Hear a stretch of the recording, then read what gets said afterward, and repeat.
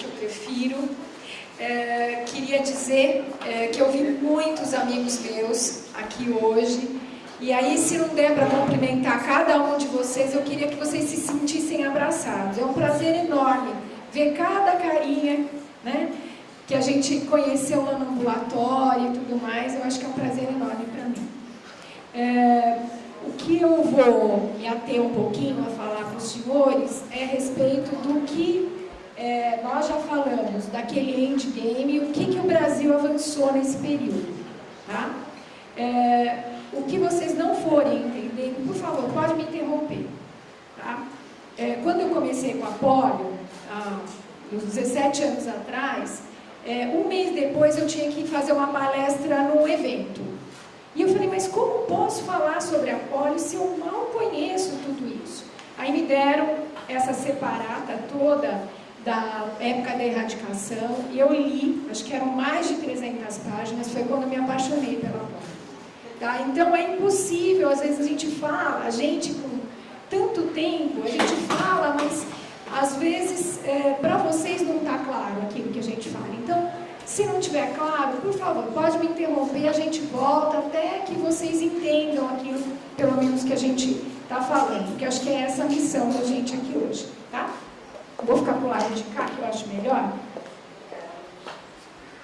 Bom, o que a gente vai falar? Rapidinho sobre a iniciativa, nem vou me ater, mas eu vou falar do endgame no Brasil. Aquelas 4 situações de interrupção de poliovírus, a imunização, a contenção laboratorial do poliovírus e a implementação da vigilância da polio no Brasil. A gente vai falar do Brasil. Queria só deixar claro que grande parte desses slides foram passados do Ministério da Saúde para mim. Tá? Então, vocês podem ver, tem fonte ali, e um dos slides é do professor Eliseu, está como fonte, porque não são meus. Eu recebi esses dados atualizados do Ministério da Saúde. Tá?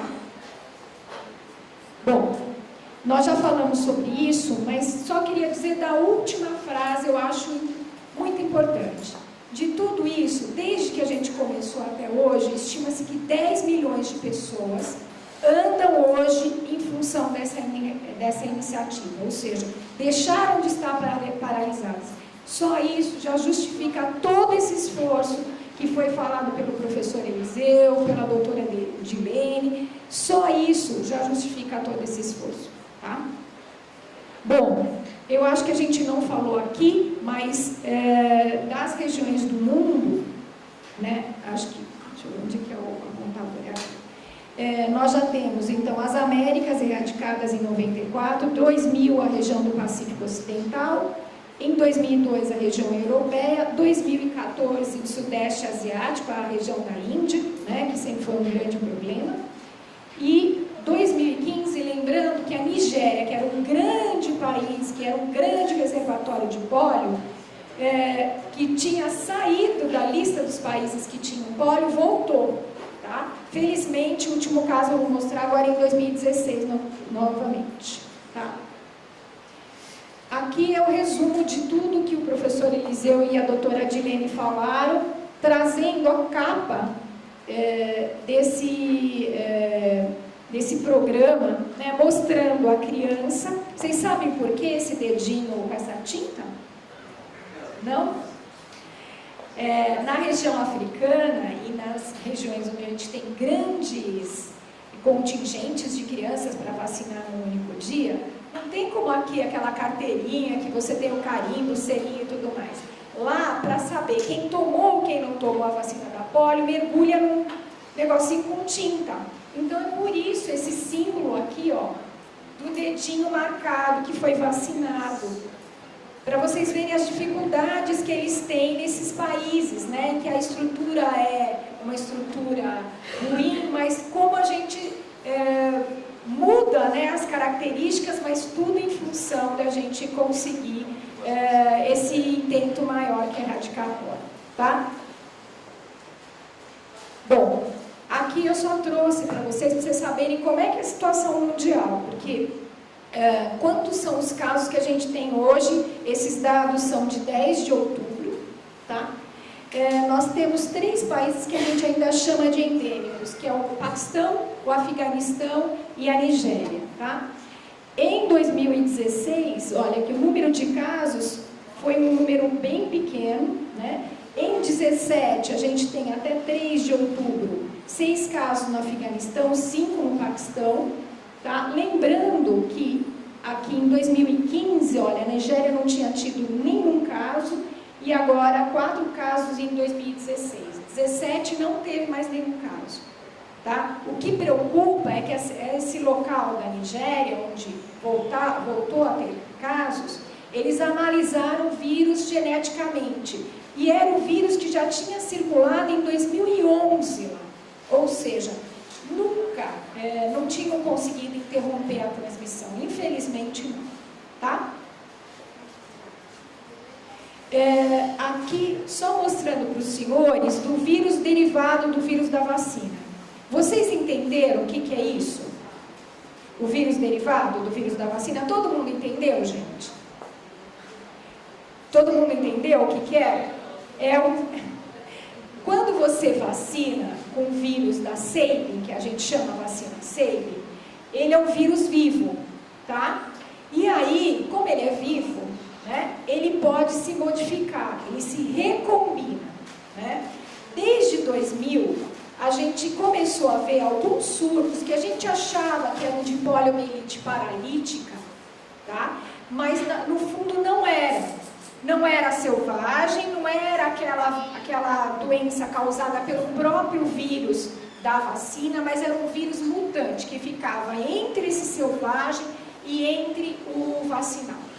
Tá? Esses surtos todos, olha, a gente coloca aqui desde o ano 2000, a maior parte deles é do tipo 2, que é exatamente o poliovírus que não existe, o poliovírus selvagem que não existe desde 99 mais. Tá? Mas esse tipo 2 causa mais esse tipo de paralisia associado a esse vírus mutante. Não é o vírus selvagem, não é o vírus vacinal, mas é um vírus recombinado, uma mudança genética que ele ganhou de volta, a capacidade de se transmitir e a capacidade de produzir doença. Tá?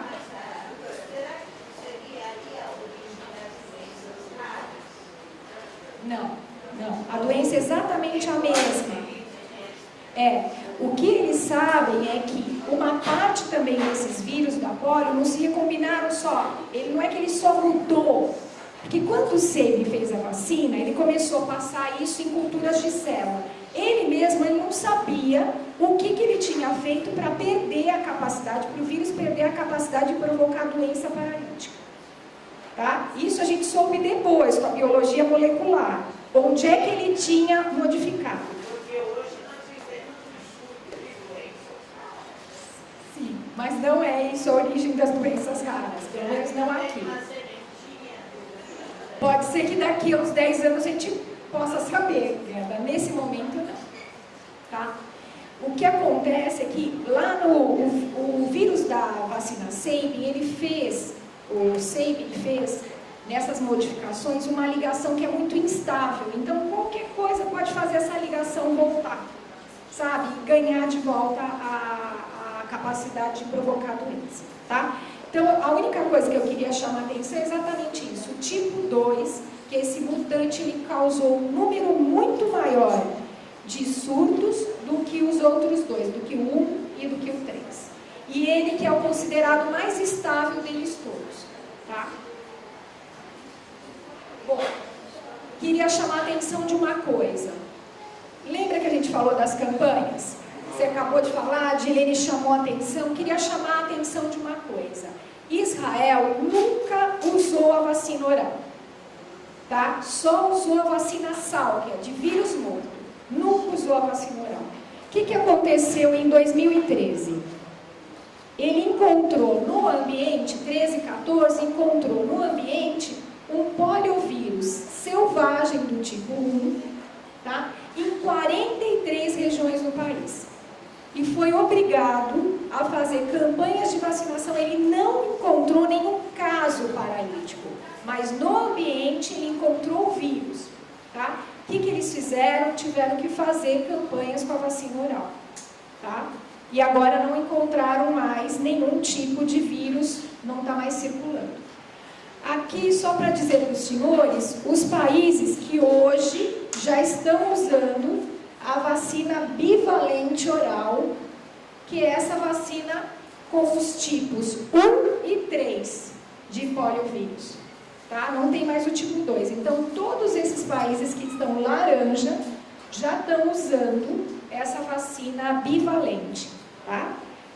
E aqui, quais os países que já introduziram a vacina Salk na sua rotina, tá? E está em vermelho aqui, ainda vai ser introduzido em 2017, tá bom? Vamos falar do Brasil agora. Bom, falar da interrupção, né, do vírus selvagem, a gente já falou, né? Só vou trazer aqui para os senhores os últimos 3 casos encontrados aqui de polio selvagem no Brasil. Então, foi no Paraná, em 86, um vírus tipo 2, em 88, no Ceará, vírus tipo 3, e o último mesmo foi em Sousas, na Paraíba, um vírus tipo 1, tá? Que é o que hoje também está predominando no mundo. Praticamente não, a gente só tem o tipo 1, tá, no mundo hoje. Lembrar, eu deixei na última linha uma coisa, que em 2014, na época da Copa, só o estado de São Paulo faz a vigilância ambiental do poliovírus, ou seja, procura o poliovírus no ambiente, tá? Tem alguns locais, são portos, aeroportos, e em 2014, por conta da Copa, foi ampliado um pouco mais essa vigilância do poliovírus no Brasil, né? No Brasil não, no estado de São Paulo. E aí foi pedido para instalar uma mecha lá em Viracopos. E qual não foi a surpresa? Que se encontrou um vírus selvagem no ambiente, gente. É ambiente, não é paciente, não é doente, tá? Do tipo 1, tá? Que vindo geneticamente era da Guiné Equatorial, tá? Foi um susto para o Brasil, tá?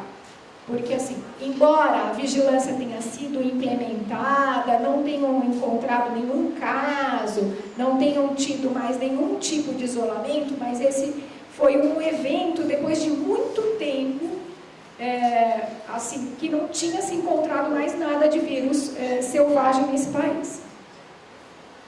Lembrar que aqui em São Paulo também, na época em que a Síria começou a ter muitos casos, nós implementamos, em conjunto com o Estado, numa mesquita onde os refugiados estavam chegando, tá? A gente não encontrou nada aqui no município de São Paulo. Bom, vamos lá para o Brasil. Quando a gente fala, então, dessa troca de vacinas, o que aconteceu aqui no Brasil? Trocamos? Trocamos, tá? Então, olha, isso daqui eu vou até passar, mas o Brasil, ele introduziu a vacina Salk em 2012, nas 2 primeiras doses de vacina do calendário, então aos 2 e aos 4 meses, para exatamente evitar, não só atendendo a solicitação da OMS, mas para evitar os casos de polio associado à vacina, que a gente sabe que só com essas 2 primeiras doses de uso da vacina Salk, você já tira 30% a 40% dos casos, de chance dos casos de ter polio associado à vacina, tá?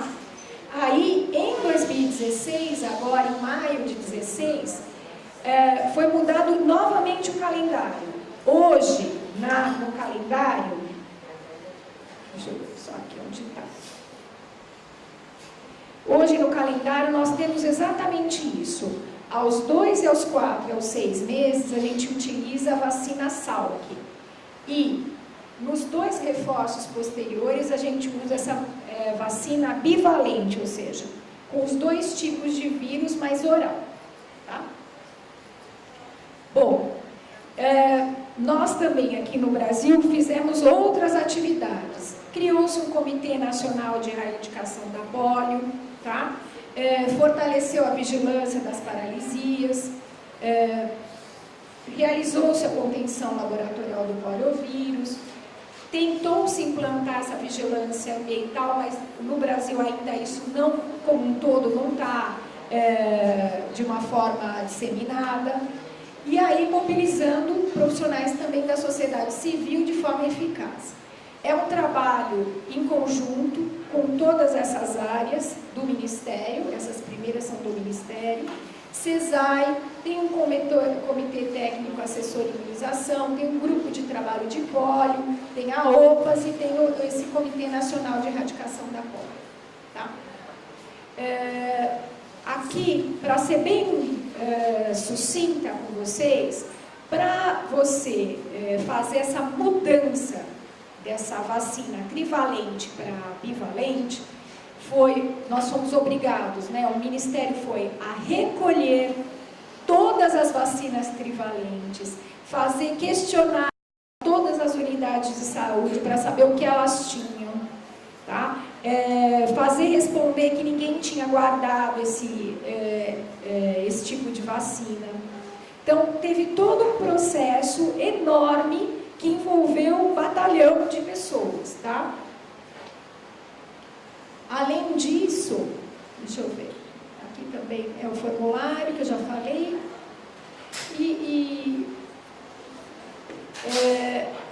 quando a gente vai fazer uma mudança no calendário, a gente precisa pensar sempre que eu preciso garantir que a gente tenha altas coberturas, porque se eu tirar o tipo 2 da minha vacina e todos esses surtos de pólio derivado ocorreram quando você tinha baixa cobertura de vacina.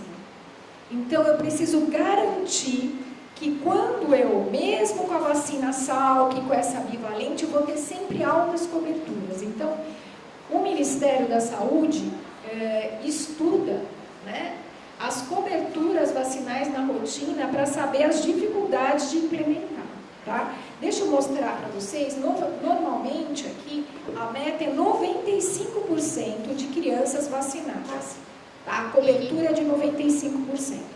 Aqui em São Paulo, deixa eu estar aqui em São Paulo, meu Deus. Ele estava aqui tem mais ou menos em torno de 90%, não chega. E um estado como é o nosso, com toda a estrutura que tem o nosso país.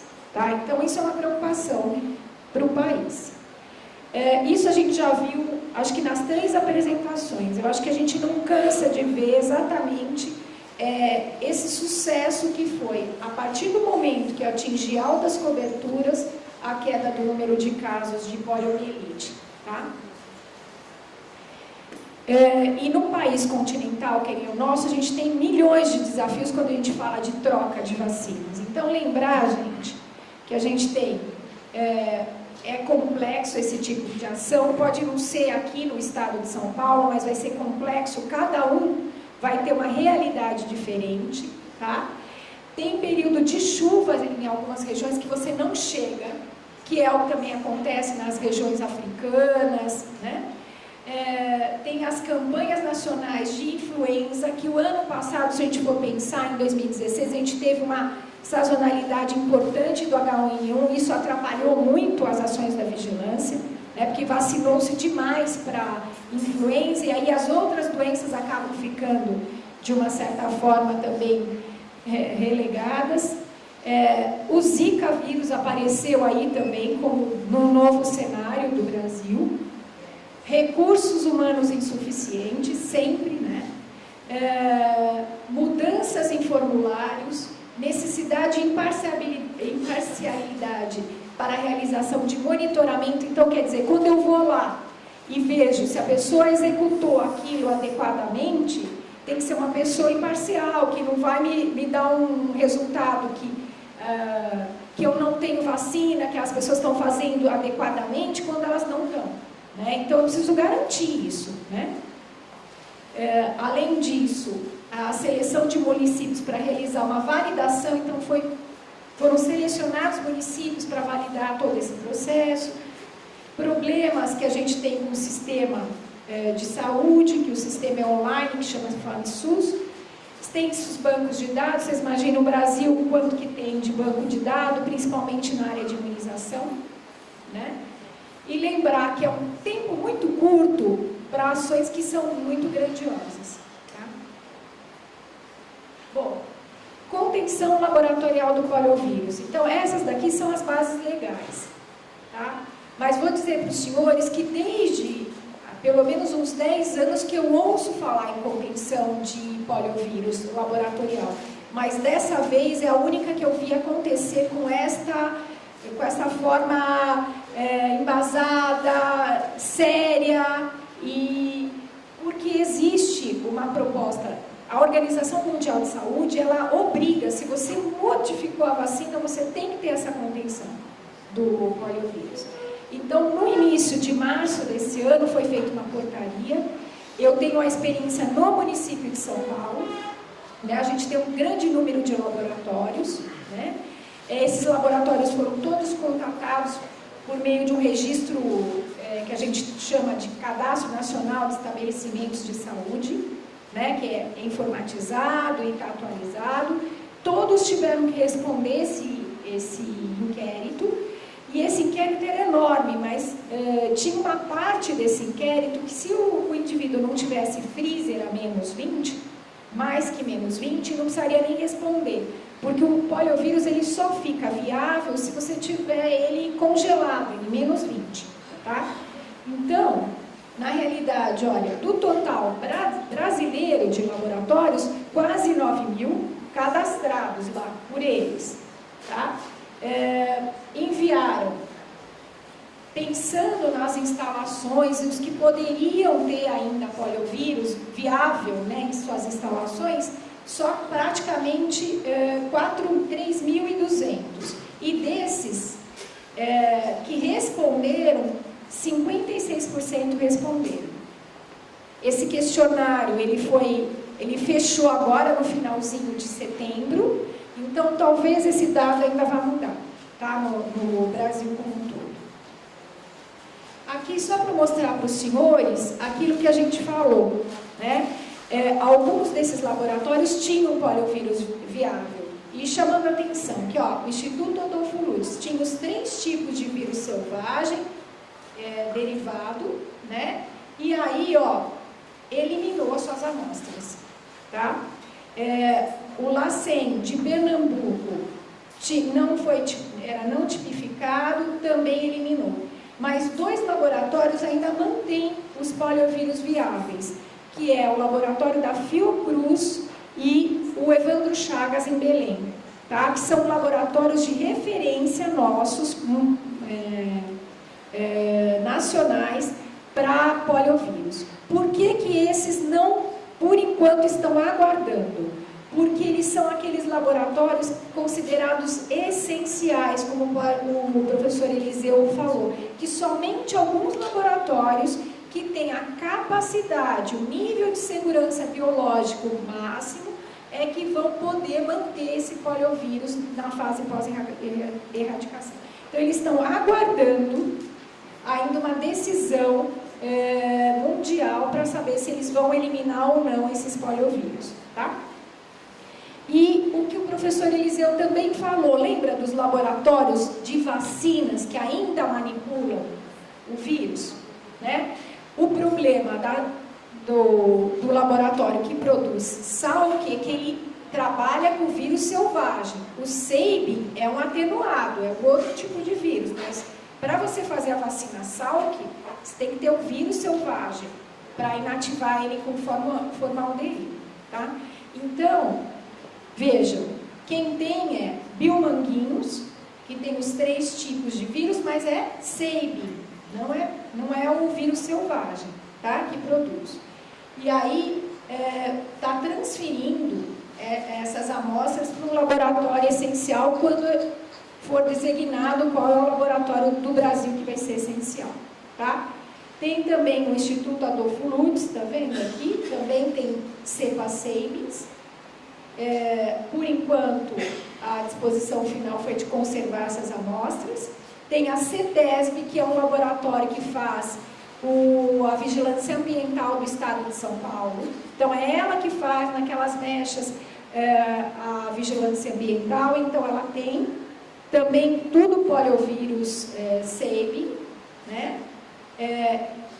A decisão foi eliminar essas amostras, e a USP tinha também os 3 tipos SEB e a decisão foi eliminar, tá? Bom, aqui eu acho que a gente já falou. Só lembrar que para a gente chegar nesse final de erradicação, a gente vai ter que manter uma vigilância muito boa. E para isso a gente tem indicadores que são indicadores que a gente chama, no mínimo, que você precisa atingir, tá?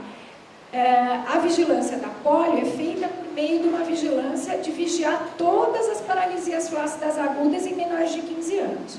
E para isso, como meta, a gente tem que ter no mínimo um caso notificado por ano para cada 100 mil habitantes que moram naquela região, tá? Então, o Brasil tem que ter 100 e poucos casos aqui, e um caso para cada 100 mil menores de 15 anos, a gente vem atingindo desde do ano 2005, com exceção de 2013. Mas é muito próximo daquilo que a gente vê de meta. Quando a gente olha no sudeste da Índia, na África, eles chegam a 5, 6 nessa meta, tá? Nós temos outros indicadores, mas eu queria chamar a atenção aqui só mais de um, que é o que está em vermelho ali, ó, é a coleta oportuna de fezes. Quando eu tenho um caso de paralisia flácida aguda, eu tenho que coletar fezes nos primeiros 14 dias. O professor Eliseu falou que a gente fica eliminando na fase aguda o vírus durante 6 semanas. Nas 2 primeiras ele não é intermitente, então, portanto, eu acho o vírus lá nas fezes se eu pesquisar. Então, é para isso que cada caso que eu notifico, eu preciso coletar a fezes nesse período. Para garantir o quê? Que não está circulando o vírus aqui. Aí eu tenho certeza. Não era o vírus da polio, né? E isso, olha, o Brasil como um todo devia atingir esses 80% aqui, olha, muito difícil. O Brasil tem em torno de 69%. É um indicador que a gente não consegue atingir. Tá? No município de São Paulo, então, isso é bem menor, é 50%. Um município que recebe gente de fora o tempo inteiro, né? Bom, só para concluir, gente. Então, se a gente for olhar para cada um daqueles itens do endgame do Brasil, o que a gente tem a dizer? Que, quando a gente fala da interrupção da circulação do vírus selvagem, a gente alcançou. Mas a gente tem aquele alerta em 2014 que estava circulando um vírus selvagem, né? Lá em Viracopos, em Campinas, tá? Imunização, desculpa aqui, gente, que é o W, depois eu vou corrigir para a apresentação que eu vou deixar disponível para vocês, tá? É o vírus selvagem. Imunização. Essa mudança já foi realizada, a gente está esperando os novos passos. No Brasil, a gente só está esperando os novos passos da Organização Mundial de Saúde, tá? A contenção laboratorial do poliovírus está em fase final, a gente ainda não conseguiu, mas está chegando mais próximo do final agora, tá? E por último, a implementação da vigilância. A gente hoje tem um manual de erradicação atualizado, tem uma comissão, né, de certificação, então as medidas estão sendo implementadas. Essa semana em Brasília está ocorrendo um encontro de todos os estados para falar da vigilância das paralisias flácidas agudas, tá? Então acho que era isso que eu tinha que falar para vocês. Muito obrigada.